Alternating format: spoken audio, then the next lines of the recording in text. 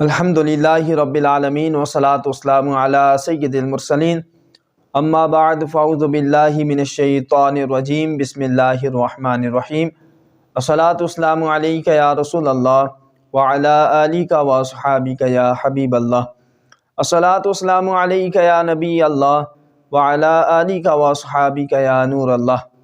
شیخ طریقت امیر اہل سنت بانی دعوت اسلامی حضرت علامہ مولانا ابو بلال محمد الیاس عطار قادری رضوی دامت برکاتہم العالیہ رسائل عطاریہ حصہ دوم کے صفحہ 12 پر حدیث پاک نقل فرماتے ہیں، دو جہاں کے سلطان سرور ذیشان رحمت عالمیان صلی اللہ علیہ وسلم کا فرمان عالی شان ہے، تم جہاں بھی ہو مجھ پر درود پاک پڑھو، بے شک تمہارا درود مجھ تک پہنچتا ہے۔ صلو علی الحبیب صلی اللہ تعالی علی محمد صلی اللہ تعالی علیہ وسلم۔ یہی ہے آرزو تعلیم قرآن عام ہو جائے، ہر ایک پرچم سے اونچا پرچم اسلام ہو جائے۔ حضرت سیدنا ثابت بنانی قدسہ سرہ نورانی روزانہ ایک بار ختم قرآن پاک فرماتے تھے۔ آپ رحمۃ اللہ تعالی علیہ ہمیشہ دن کو روزہ رکھتے اور ساری رات قیام یعنی عبادت فرماتے۔ آپ رحمۃ اللہ تعالی علیہ جس مسجد سے گزرتے اس میں 2 رکعت تحیۃ المسجد ضرور پڑھتے۔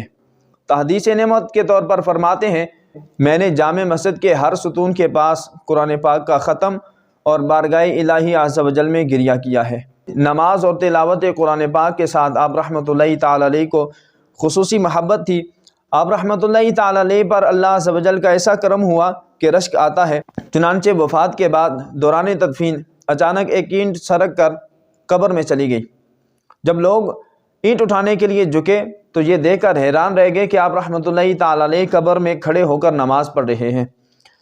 جب آپ رحمۃ اللہ تعالی علیہ کے گھر والوں سے معلوم کیا گیا تو شہزادی صاحبہ نے بتایا کہ والد محترم علیہ رحمۃ اللہ الاکرم روزانہ یہ دعا کیا کرتے تھے، یا اللہ عز و جل اگر تو کسی کو قبر میں نماز پڑھنے کی سعادت عطا فرمائے تو مجھے بھی مشرف فرمانا۔ منقول ہے جب بھی لوگ آپ رحمۃ اللہ تعالی علیہ کے مزار پر انوار کے قریب سے گزرتے تو قبر انور سے تلاوت قرآن کی آواز آ رہی ہوتی۔ اللہ عز و جل کی ان پر رحمت ہو اور ان کے صدقے ہماری بے حساب مغفرت ہو۔ دہن میلا نہیں ہوتا، بدن میلا نہیں ہوتا، خدا کے اولیاء کا تو کفن میلا نہیں ہوتا۔ صلو علی الحبیب صلی اللہ تعالی علی محمد صلی اللہ تعالی علیہ وسلم۔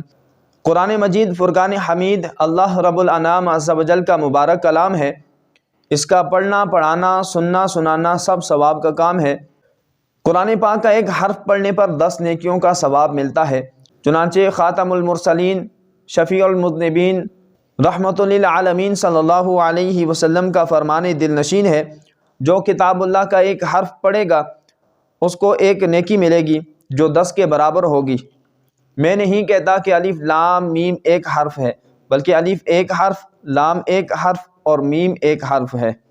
نبی مکرم نور مجسم شاہ بنی آدم رسول محتشم صلی اللہ علیہ وسلم کا فرمان معظم ہے، خیرکم من تعلم القرآن وعلمہ، یعنی تم میں بہترین شخص وہ ہے جس نے قرآن سیکھا اور دوسروں کو سکھایا۔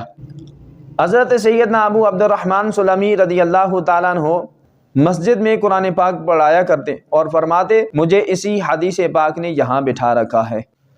حضرت سیدنا انس رضی اللہ تعالیٰ عنہ سے روایت ہے، رسول اکرم نور مجسم شاہ بنی آدم رسول محتشم صلی اللہ علیہ وسلم کا فرمان معظم ہے، جس نے قرآن پاک سیکھا اور سکھایا اور جو کچھ قرآن پاک میں ہے اس پر عمل کیا، قرآن شریف اس کی شفاعت کرے گا اور اسے جنت میں لے جائے گا۔ حضرت سیدنا انس رضی اللہ تعالیٰ عنہ سے روایت ہے، جس شخص نے قرآن پاک کی ایک آیت یا دین کی کوئی سنت سکھائی، قیامت کے دن اللہ عز و جل اس کے لیے ایسا ثواب تیار فرمائے گا کہ اس سے بہتر ثواب کسی کے لیے نہیں ہوگا۔